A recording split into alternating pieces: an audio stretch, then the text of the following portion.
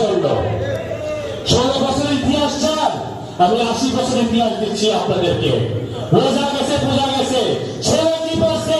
ছেলেকে নতুন কাপড় দিচ্ছে, তো এই এলাকার মানুষকে নতুন কাপড় দেওয়ার চেষ্টা করেছে।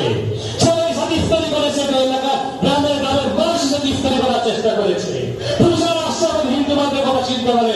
আমার বাবা ফজল সাহেব নির্দেশ দিয়েছে, তুমি রোজা করেছো, এই এলাকার মানুষ রোজা করবে, আমরা ভাই ভাই, আমাদের কোনো বিভেদ নাই।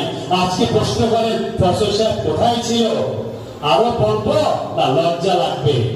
সুতরাং আজকে আমি সেদিকে রাজনীতি করবো না, শুধু সন্তানের অধিকার হিসেবে আজকে আপনাদের সামনে দাঁড়িয়েছিলাম।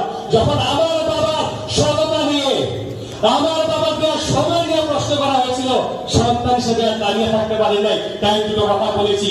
যদি কারো মনে কষ্ট দিয়ে থাকি, ক্ষমা সুন্দর দৃষ্টিতে দেখবেন, আমি আপনাদেরই সন্তান। আমার জায়গায় যদি আপনাদের বাবা তিনজনকে কথা বলতেন, হয়তো আপনারা বেশি করতেন। আমি সামান্য একটুখানি আমার বাবার জন্য বলার চেষ্টা করেছি। আমি রাজনীতির কথা